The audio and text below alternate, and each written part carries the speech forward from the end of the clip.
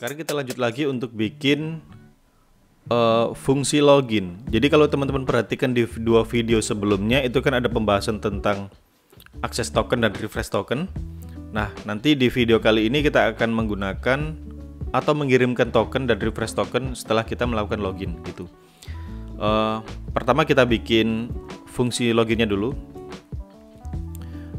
Export cons login, kemudian kita pakai asing di sini. Kita copy dari sini aja request dan responnya. Oke, pertama untuk request, untuk login aturannya di sini ketika login kita hanya butuh email dan password ya untuk login. Maka kalau kita lihat di sini skema, di sini kan ada di user ini ada username, email dan password kan. Tapi untuk login kita hanya butuh email dan password aja. Maka di sini kalau kita include seperti ini ya, user, berarti semua parameter loginnya kita membutuhkan semua nih, username, email dan password. Tapi kan kita hanya butuh email dan password aja. Kita bisa ngebuang username ini menggunakan omit. Omit ini built-in dari TypeScript-nya untuk ngebuang properti yang nggak kita butuhkan di dalam sebuah type atau interface. Jadi pertama kita omit, kemudian apa interface-nya, user, kemudian apa yang mau kita buang, username. Gini. Jadi dengan begini kita sudah nggak butuh username lagi untuk login, begitu. Kemudian di sini untuk message-nya string, oke ya. Setelah itu kita coba di structure dulu. Cons email dan juga password diambil dari request.body. Nah, kalau kita coba ambil username di sini pasti error. Nah, ini kan error karena kita sudah nggak butuh username di sini untuk login. Kita hanya butuh email dan password aja, gitu ya. Semoga bisa nangkep. Setelah itu kita cek dulu nih, kalau nggak ada email atau nggak ada password, maka kembalikan error missing parameter gitu. Tapi kalau misalkan ada email dan passwordnya, maka cari user yang mana emailnya ini, gitu. Ini ya. Nah, untuk mencari email kita butuh service. Nah, di sini kita butuh service untuk mencari data berdasarkan email. Kita bisa export cons find by email sama dengan kita bikin asing di sini, kemudian parameternya adalah email, type-nya adalah string, kemudian responnya adalah promise user dokumen ya. Jadi hasilnya adalah dokumen dari Mongo kan. Kemudian misalkan emailnya nggak ketemu, maka kita kembalikan null. Gini. Setelah itu kita cek. Ada error? Oke, enggak. Cons user sama dengan await user.find one. Nah, kalau di Mongo, ketika kita pengen mencari satu data aja, maka kita bisa pakai find one. Kemudian parameternya adalah email. Jadi artinya adalah cari satu data di tabel user yang mana emailnya ini adalah email ini, gitu.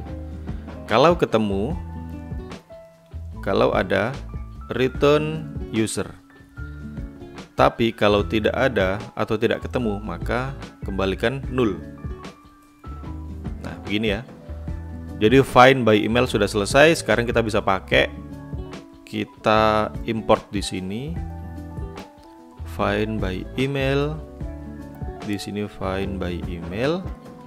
Kemudian nama emailnya apa? Gini ya. Oke. Jangan lupa di sini juga pakai wait. Terus di sini kita cek dulu nih, jika usernya nggak ketemu, maka kita kembalikan error email not found, emailnya nggak ketemu gitu ya. Tapi kalau misalkan usernya ada, emailnya ketemu, maka kita cek apakah passwordnya match.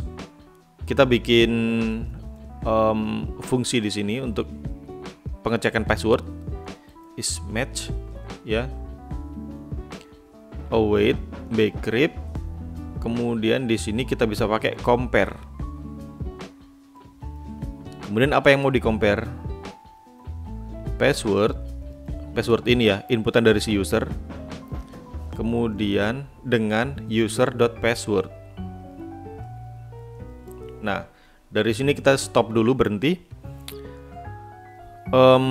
Pertama, ketika kita memasukkan password di sini untuk login, misalkan tes 123 gitu. Nah, kan yang di password di database kan acak ya, bukan tes 123 lagi. Maka bagaimana cara kita mencocokkan apakah passwordnya sama antara tes 123 dengan yang ada di database teks acak? Itu kita bisa pakai bcrypt.compare. Jadi di sini si bcrypt-nya akan nge-compare nih password yang sudah dimasukkan sama user dengan password yang ada di database itu sama nggak, meskipun teksnya beda. Yang pertama dari user kita cuma ngebaca tes 123, sedangkan yang di database itu teks acak. Maka nanti dia akan di-compare sama bcrypt. Nah, kalau cocok, maka kita bisa taruh pengecekan lagi di sini is match. Jika dia nggak cocok atau passwordnya salah, maka kita kembalikan wrong password. Ini ya. Jadi kita sudah punya dua pengecekan nih.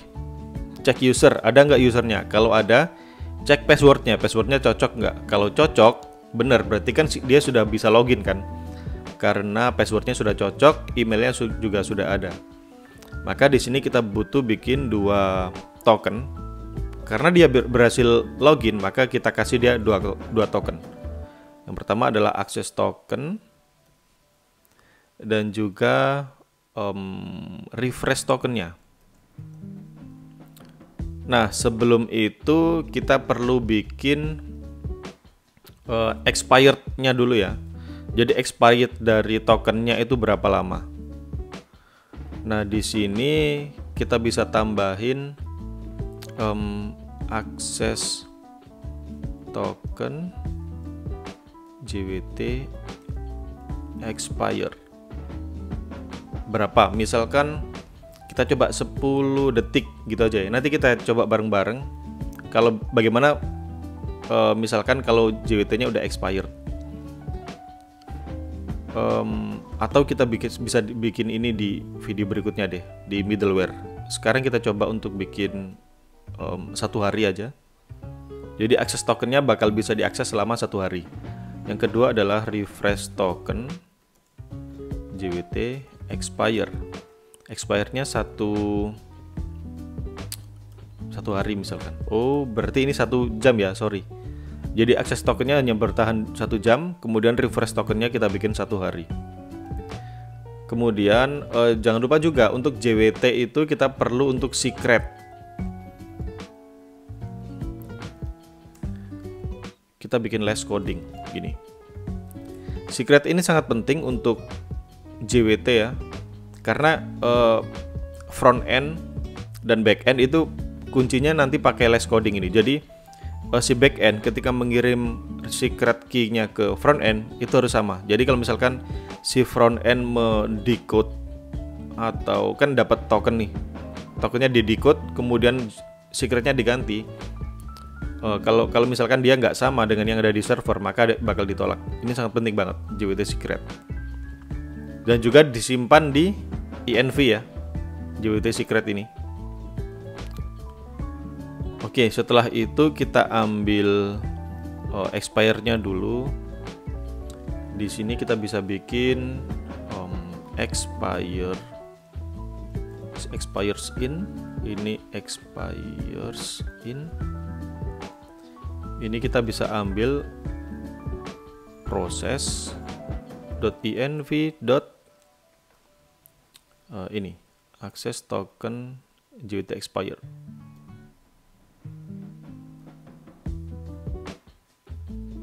Ups. Loh, kok jadi gini ya?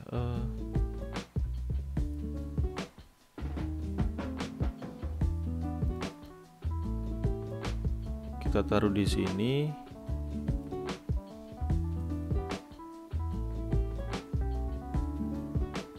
Aduh. Ups, iya, caps lock-nya ketekan jadi kacau. Oke, kita hapus dulu. Const access token expires in sama dengan process.env. Ini kita copy. Di sini kalau misalkan nggak ada maka string kosong. Ini juga sama. Process.env. Refresh token. Kalau nggak ada jadi string kosong gini ya. Setelah kita dapat expire tokennya, waktunya, sekarang kita bikin payloadnya dulu.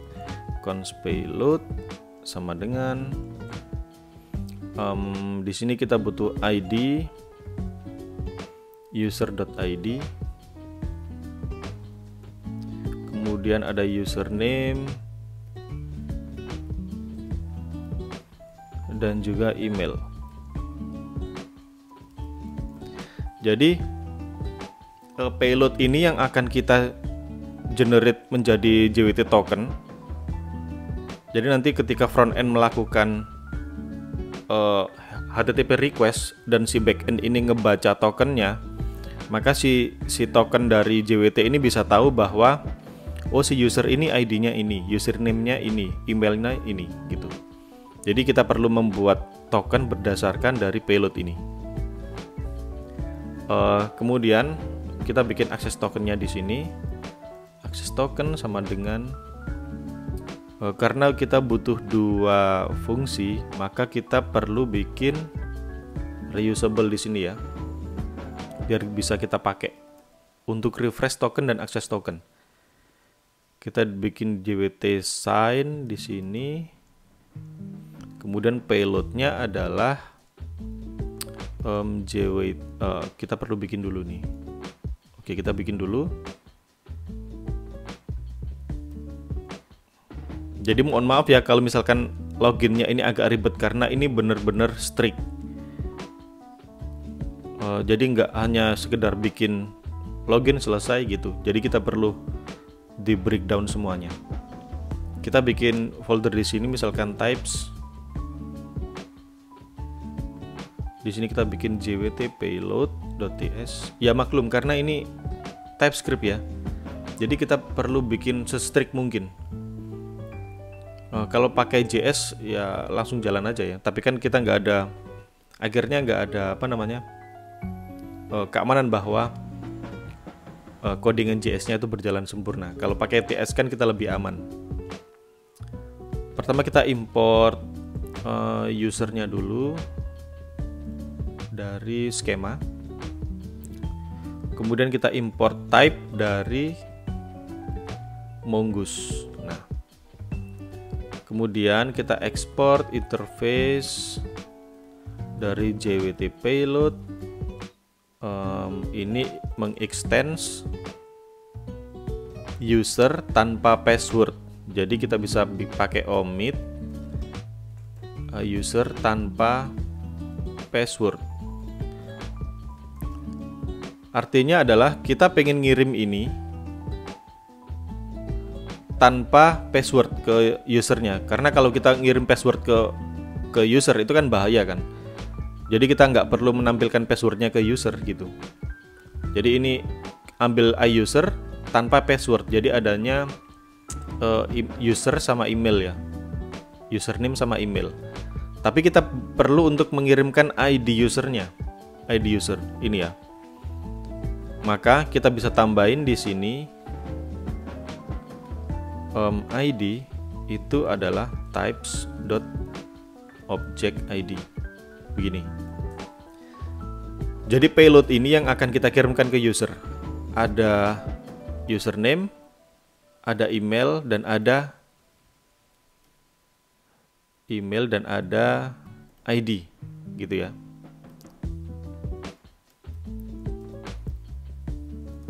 Oke, simpan. Sekarang kita bisa import JWT type-nya. Import type JWT type JWT payload. Kemudian kita bisa pakai di sini nih, JWT payload. Nah, setelah itu expire-nya berapa? Kita taruh di sini. Expires in itu string. Kita tutup aja ini ya. Ini kan sudah. Const secret. Nah, di sini kita ambil secretnya nih. Process.env. Tadi itu kan ada ini ya, JWT secret. JWT secret. Kalau nggak ada jadi kosong. Ini ya. Kemudian const token. Nah, di sini kita generate tokennya. Kita bisa pakai jwt.sign payload. Kemudian secretnya apa? Kemudian expires-nya kapan? Gitu. Oh, kita perlu import JWT ya. Import JWT from JSON Web Token. Oke, perfect. Kita perlu return di sini token. Nah, dari sini, dari fungsi ini kita bisa mengenerate token berdasarkan payloadnya apa, kemudian expire-nya sampai berapa, kemudian secretnya apa. Jadi kita butuh 3 itu. Nah, sekarang di sini kita bisa pakai JWT sign ya. JWT sign, kemudian payloadnya apa. Karena kita kan sudah menentukan tadi ID, username, email. Kalau kita hapus satu, ada error ya. Nah, itulah enaknya TypeScript. Jadi semuanya jelas. Payload, kemudian access token expires in. Nah, dari sini kita sudah bisa generate access token. Sekarang yang kedua kita bikin refresh tokennya. Payloadnya sama. Kita bikin refresh token expires in di sini. Oke, di sini kita sudah dapat access token dan refresh token. Sekarang kita kembalikan. Nah, ini juga ada satu catatan lagi. Respon dari sini kita bisa tembak atau kita masukkan ke cookies ya, ke cookies dengan HTTP only. Jadi si front end tidak bisa membaca cookiesnya melalui JavaScript kalau kita menggunakan HTTP only. Di sini kita bikin .cookie, kita set cookie-nya, access token, kemudian access tokennya apa,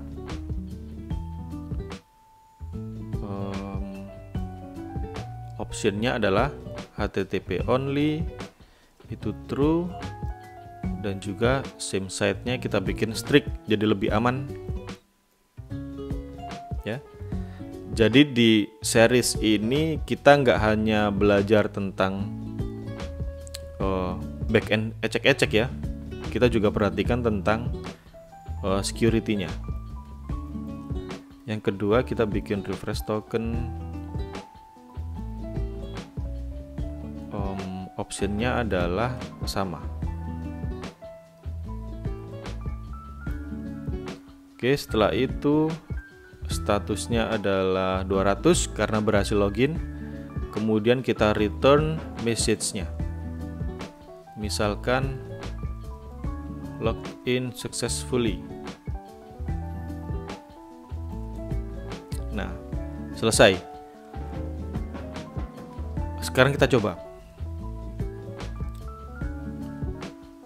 Kita coba untuk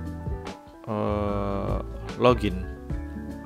Ini post localhost. Ini ya, localhost 3000 API v1 auth login. Kemudian kita coba body-nya. Kita coba ngasal dulu nih. Tes. Harusnya error. Ups, belum jalan ya. Yarn dev. Oke, kita jalankan Postman. Error ya. Cannot post. Oh, kita belum bikin route-nya. Oke, route mana? Routes. Di sini kita tambahkan login. Di sini kita bikin login. Kemudian fungsinya login. Nah, sudah. Sesimpel itu ya. Kita coba lagi. Nah, missing parameters. Nggak ada ya ini ya. Jadi kita bikin yang benar. Kita bikin email. Di video sebelumnya saya sudah bikin admin@nusendra.com. Dan juga passwordnya tes123. Kita coba untuk bikin salah emailnya dulu. Misalkan admin gini. Email not found ya. Emailnya not found. Oke, kita coba benerin emailnya. Passwordnya kita bikin salah dulu. Oke. Wrong password. Mantap ya. Oke, kita kembalikan tes123. Sekarang kita coba send.